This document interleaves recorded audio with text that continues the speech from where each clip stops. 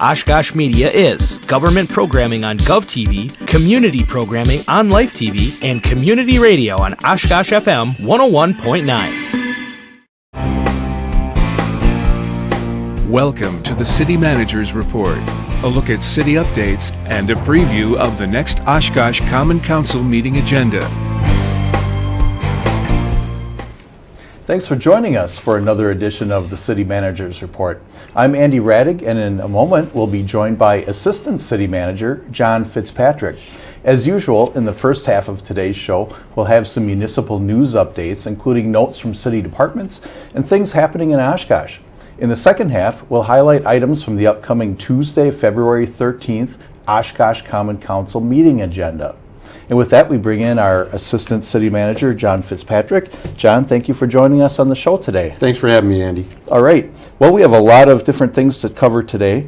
And one item that we want to be sure that people are aware of is that early voting, or otherwise known as in-person absentee voting, is underway, but it's not at City Hall this year. Right. I think that's a great point. For folks that have enjoyed early voting or had to take advantage of it here at City Hall, it's important for them to know that we have a new location. And it's looks like we have that on the screen. It's located at 19 East Irving Ave. And I like the graphic there, so it shows you that it's just off of Main Street. It's pretty easy to find, I think. Mm-hmm. I've been over there several times. You can see the logo, and there's a little parking lot there right adjacent to it. So it's the former Electronics Industries building, if people are familiar. Yeah, you can just go right around the corner there, and there's some areas to park. And I know that it's set up in such a way to make it a little more convenient for people, a little easier for them to get in and out of. For those who have voted at City Hall, they know that the first floor can be kind of a busy place. It's a little bit narrow. Mm-hmm. And we just wanted people to have a nicer experience and be able to get in and out a lot more conveniently, because we know how busy people are. Right, right. So the times are noted there. It takes place, early voting takes place at this location at 19 East Irving Avenue on weekdays now through Friday, February 16th, 8 a.m. to 4:30 p.m. each day on those weekdays. Right, and I think the spring primary is Tuesday, February 20th. That's right. So try to get out and do your absentee voting in advance. And we encourage people to also visit online myvote.wi.gov. At that website, they can register to vote, register or request an absentee ballot, and also find your polling place and even view a sample ballot. So It's a valuable website for elections. Alrighty. Well, the next thing we wanted to make mention of is that the city is currently soliciting proposals for American Rescue Plan Act funding, otherwise known as ARPA dollars. And this funding is available for nonprofit or other entities that are serving Oshkosh residents that would qualify for this funding. Right, and as a matter of fact, we've been soliciting funds for quite some time since the program became available. Right. And we've already made decisions about some of the funding.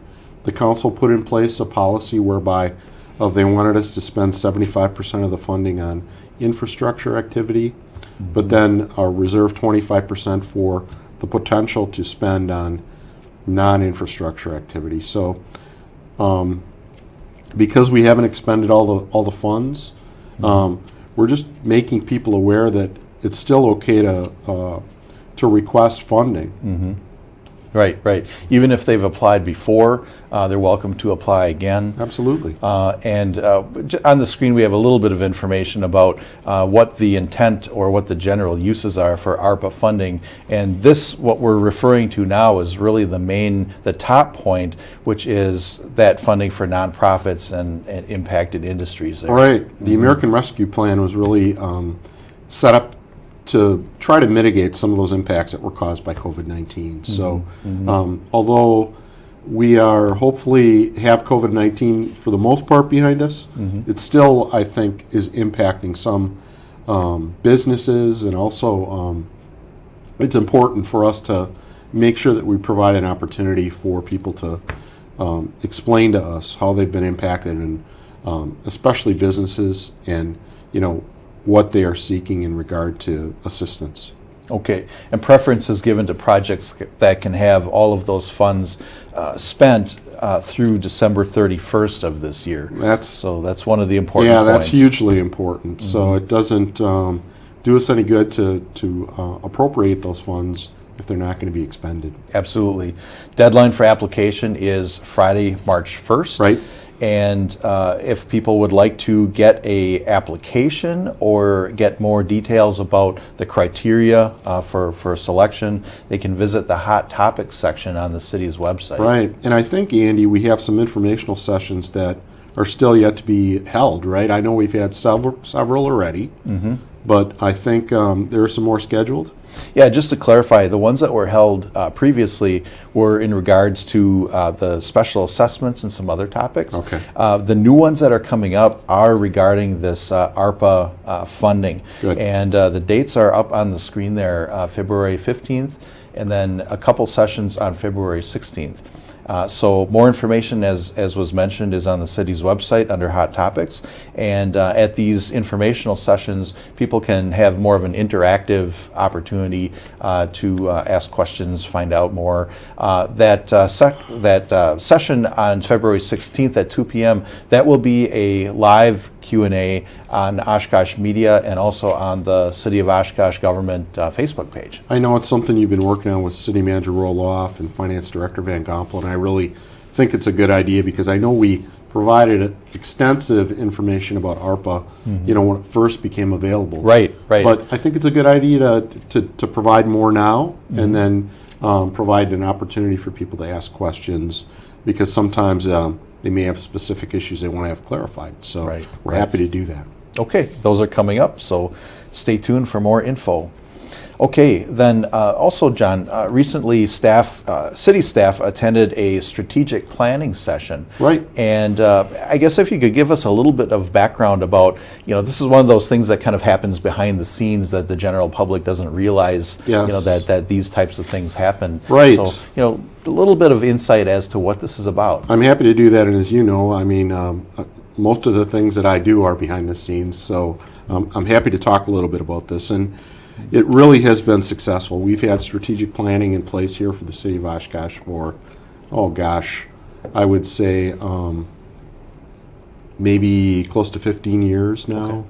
And it was a little difficult at the beginning. I think supervisors, managers, and also elected officials were a little reticent to engage in it. Mm-hmm. But I think now it's really become part and parcel with what we do. Not only strategic planning, but then correspondingly, the council appropriates money for us to strategically manage what we're doing. Mm-hmm. And I like to explain it in such a way where people, can understand it in layman's terms. It's really, if you've had children and you've gone bowling and you've had bumpers in the gutters. Mm-hmm. A strategic plan really kind of helps keep us moving forward, keep us in the right, moving and accomplishing some of the initiatives that staff have worked so hard on, and mm-hmm. council wants to see us cross off our list. Yeah.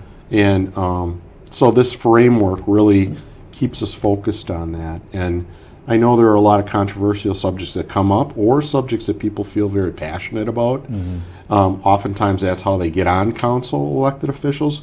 But once they're on council, they find out there's just a whole myriad of things that we are responsible to make sure that the citizens are receiving the proper service. So, mm-hmm. So we have some core areas. We have public safety and health, neighborhoods, economic development, infrastructure, quality of life, and then the combination of all those is effective government. Mm-hmm. And I know if people are interested to see more, they can go on the website. Mm-hmm. Under government, they can click on strategic planning, and then they can see past plans, but they can also click on a strategic planning dashboard that we have. Oh. So they can see our progress, look at the goals, look at the action items, They can even drill down and see updates in terms of what's being done with that specific initiative. So I'm pretty passionate about it because it's one of the areas I'm responsible for. But it looks like, here's an idea, it looks like on our screen you're getting a chance to see that right now. So, so I'm very proud of the efforts, and I think that council and our staff are very engaged. And here we have a view of what the planning looked like. Right. We had just a couple sessions so far. We've had a focus group with community members, and then I believe this past Tuesday we had a session with our supervisors and department heads. And then we'll finally have another session. The final session will be department heads and council members talking about some of the goals. How are we doing? Have things changed? What do we want to prioritize? So it's something I really believe in, and I think it's been successful for our organization. And it's always an ongoing process. It is, absolutely. Okay. Well, and I know that those sessions were held over at the Lakeshore Park Four Seasons building, and actually segueing right into that new building, that new facility is actually available for rental. It's pretty awesome, Andy. I know you've been there too. Right. It's very beautiful. It's really on the site where our Lakeshore Golf Course used to be, and it looks like we have some pictures there. Just driving up, it's really beautiful. It's well appointed and placed, I think, in the location that it is. There's a lot of glass there. You can look out, and you may not be able to notice, but there's a deck on the other side of the windows there. Those doors can be opened up accordion style, so you can take advantage of that. There's restrooms in there. There's a little kitchenette area in there. Sure. And I think, if I'm not mistaken, it can hold upwards of, close to 100 people. Is that correct, Andy? I believe so, thereabouts. And that's not even including the deck area. Right. And it's right there on the Riverwalk. I've also been out there at dusk, and it's just beautiful. We have the bollards that we also have in other areas of the Riverwalk, and then to look out on the water there. Sure. It's really, really nice, and I think it provides an option that we really didn't have for our citizens before in terms of a year-round facility. Right. A lot of people take advantage of our pavilions, our open-air pavilions in the parks, but this is just a totally new option for folks. And most importantly, it's heated and air-conditioned. Absolutely. Absolutely. I know we started to take some reservations, and I think people have been very, very receptive and anxious to get in there with their graduation parties, retirement parties, get-togethers, baby showers, all kinds of different things, especially now that it's wintertime. It's just another option for people to make it a little more convenient for them. Sure. And just an idea here of the rates for renting the facility. Right. Very, very reasonable. It is very reasonable. And then if anybody would like to make a reservation, they can contact the Oshkosh Parks Department at 920-236-5080, and they can get their reservation booked. Yep. That's something that I think they would enjoy for sure. Absolutely. All right. Well, another important thing in Oshkosh is the Oshkosh Public Museum, and they are celebrating quite a milestone this year. They are. It's hard to believe that it's 100 years. Can you believe that, Andy? That's amazing. 100-year anniversary for our public museum, and it was founded in 1924. It preserves and promotes the unique history of and culture of our community. I think there are going to be some celebrations planned. Right. I think there's just a whole year-long of series of exhibitions and events, marking and preserving and promoting Oshkosh's history. I know I don't want to give everything away because I know that that's part of the fun of the process, but I think they're going to talk about the Sawyer family, who were gracious enough to donate this beautiful facility to the city. Right. Some of the colorful times that took place in in the 20s.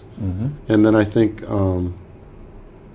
there are all kinds of different events and activities that'll, we'll talk more about as we move forward with this. So. Sure. And actually, as you mentioned, an exhibition entitled 1920s Oshkosh, Colorful Times in Black and White. That exhibition just opened on February 6th. Yeah. So the celebration is underway. Yeah, that's right. Yeah. No, I think Sarah Phillips and her staff just do a wonderful job there. And and I think hopefully folks will have an opportunity to take advantage of some of the exhibition that is going to take place this year. Okay, very good. And OshkoshMuseum.org is the website for more information, and also feel free to stop by in person at the museum. Right. Okay, then also we wanted to make mention, speaking of the jewels of our community, and I believe one of those is also in Menominee Park, the Menominee Park Zoo. And recently, an Oshkosh family was awarded quite a prestigious award for their contributions to that zoo. They were. I think if people don't know, they really need to know that Tom and Penny Herrenberg from Oshkosh have been supporters of the park for many, many years. I mean, they're the people behind the defraying the cost for admission. And free admission. I know that they have a special place in their heart for the zoo, and have supported it for many, many years. And I know Tom likes to talk about when he was a child and drove through the park on his bike, and so it's very, very genuine. It's very, very heartwarming to see some people who have been successful and really want to give back to the community. They're certainly a wonderful example of that. Very gracious and humble. I have had the great fortune to meet them and talk to them a little bit, but they're awesome. Yeah, and they were awarded the Wisconsin Park and Recreation Association's Fellowship Award, and they were presented that award at their event there on February 1st. So that's what we're seeing, the image. It's my understanding that award recognizes outstanding service to the Parks and Recreation profession and to Wisconsin Parks and Recreation Association. Sure, yeah, and they've also been very active with providing funding for the black bear and fox exhibits, and they previously donated funds for the otter and eagle exhibits. Absolutely, so there's always a lot going on at the zoo. They're very modest, I think. They certainly don't do it because they seek out any accolades, but it's just nice to be able to say thank you to them for everything that they've done for the city and for all of our citizens. It's certainly well deserved, and it's really provided an opportunity to make Menominee Park Zoo accessible to everyone. Right. Given the fact that they've supported the admission for so many years. Sure, absolutely. Well, congratulations to the Herrenbergs. Yes. All right. Then also we wanted to make mention that in January there was a family dance party that was scheduled called Let's Glow Crazy. Right. And we have a rescheduled date for that. We do. I know that there was a blizzard on the previously scheduled date, so now I believe it's going to be held on the 17th. February 17th. Right. There'll be a dance party. There's going to be DJs. I think it's geared for kids 12 and under, but it's certainly, parents are welcome. I think it'll be a great family event. And I think there's also going to be glow bracelets, necklaces, and it's going to be held at the Oshkosh Rec Department. So it's on Division Street, and I believe it's 6 to 8 p.m. Very good. Mark your calendars. Right. Okay. Well, I think we'll keep it right here, and we'll actually segue into our discussion about the upcoming agenda for the Oshkosh Common Council meeting that will be held on February 13th. And again, I'm along with our Assistant City Manager, John Fitzpatrick, today. So John, at this meeting coming up on the 13th, it looks like we have in our consent agenda, there are some topics we wanted to make mention of here. One of them is that the Furnow Avenue water tower will be painted. Right. It's something that I don't know if people understand how much is involved with this process, but it doesn't happen very frequently, fortunately. But it is very involved. It takes quite a bit of time. It's quite costly. I mean, it's important to make sure that we keep our water towers in good working condition, and associated with that is the painting of the towers. So this is the existing tower with the current paint scheme. Right. I know people know we have updated our logo a little bit, and some of our branding has been updated since this last took place. But it's more practical than it is cosmetic, believe it or not. It's important for us to keep these in good condition so they can be utilized for many, many years. Sure. And the new paint scheme will look very much like the existing water tower that is over by 9th Avenue and Interstate 41. Right. It looks like I don't know if we have any additional shots of that, but it looks like, here's some of the idea of how it will look in terms of the logo. So. Sure. Okay. All right, and then we have another item on the agenda. It looks like we're getting into our capital improvement season here because we're awarding a bid for a contract to begin reconstruction of, it looks like, Cherry Street and Prospect Avenue. Right. We've been fortunate that we've been able to accomplish a lot of capital improvement projects so far this year. We were able to work late into the fall, and believe it or not, it's getting closer to the time when we can begin again in spring. And I don't know how much snow we're going to get from this point forward, but we'll just keep our fingers crossed that maybe it'll be not quite as substantial as it has been in the past. And this is for Cherry Street and Prospect Ave. A lot of it has to do with some of our utility reconstruction there. So. Okay. All right. Well, we'll keep everyone updated on closures and everything else relating to that. Right. Okay, then we also have an item. We are purchasing cardiac monitors, and this is for the Oshkosh Fire Department. It is, and I think people have become more and more aware of how important it is to, have the ability to act when people need them, and these cardiac monitors are just vital to us responding to people that need them in order to make sure that we can address issues, because every second counts, especially when you're involved in some sort of a cardiac event. So this is very much needed, and we want to make sure that we can respond appropriately. So. Okay, very good. And then also, speaking of the Oshkosh Fire Department, they've been very active with falls prevention and trying to assist folks and trying to help people to not fall at their homes. I know it sounds, there's a lot of, I think, perception associated with the fire service that it's, quite glorious, and there's all kinds of risk-taking, and there is, and we're very fortunate to have such great employees helping us. They're involved in all kinds of exotic rescues, and we have many teams that work on all kinds of different unique projects. But truth be told, the number one thing that we work on, the calls that we receive, are related to falls. Right.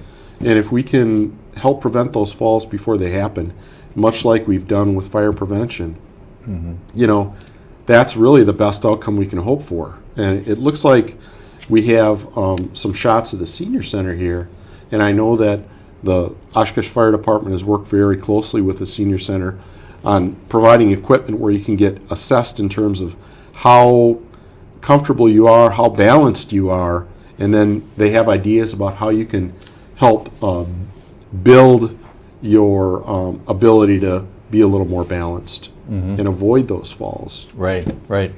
Yeah, I think the first point is to understand where an individual is at with their susceptibility to that, and then to take steps to try to prevent that from happening. Absolutely. That fall mitigation is something that is very easy to do. So yes, taking a look at how your house is set up, but also you and your own physical condition and how you can try to avoid that if possible. Sure. Okay. All right, John, then later in the agenda, we have a new ordinance, and I anticipate some discussion on this one, approving changes to Chapter 3 of the City of Oshkosh Municipal Code to create a vehicle registration fee. And we've actually been having a lot of public information and some informational sessions about this topic. Recently we had some public information sessions that are actually available on the Oshkosh Media YouTube page for viewing, and all the information about this topic can be found on the city's website under Hot Topics. There's frequently asked questions there, and some additional information. So we just wanted to get into this just a little bit and find out kind of what the issue is. Sure. The background. Yeah, I know you mentioned it earlier, and I know you and City Manager Roloff have talked about it in the past too. But we have.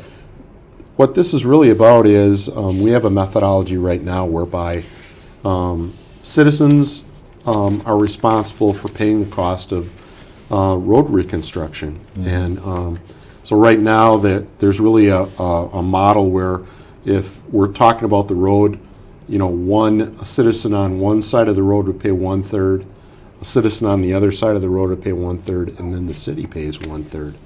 Well, what has happened over time is costs to reconstruct roadways have increased, just like all other materials and supplies have increased. And for people that are in a home that may be in an area where it's not of very high value, for example, some of these costs can still be very burdensome. And we've heard some very sad stories from citizens about the idea that they can become so burdensome that they may need to give up their home. And we certainly don't want that to happen.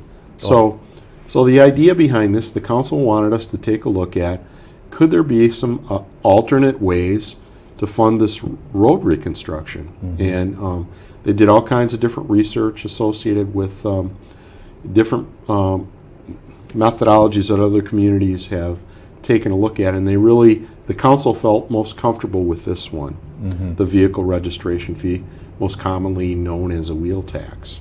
So I know that the parameters and proposals have been set out, and I guess, if you don't mind, I could talk about them or we could discuss them.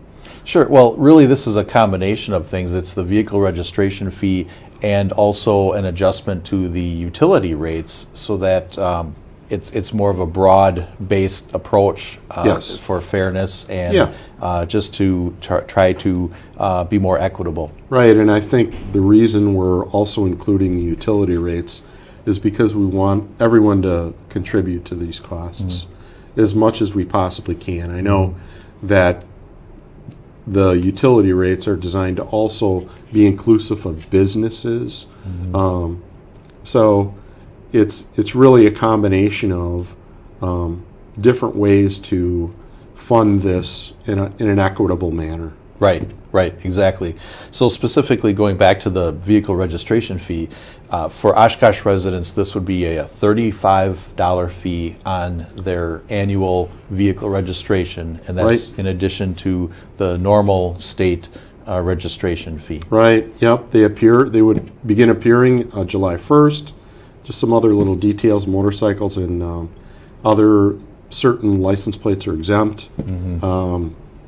That FAQ sheet on the online has more detail about that. Right, exactly. Yes, I believe it's also going to include sidewalks. So yeah, there's tons of information on the FAQ sheet. But I think it's a real genuine effort by the council to try to come up with another solution, another methodology that would not adversely impact people. Okay. Well, a lot more to come on that, but John, thank you very much for joining us today. You're welcome. Thanks for having me, Andy. All right, and tune in for that council meeting Tuesday, February 13th at City Hall on Oshkosh Media Gov TV. Thanks for joining us today.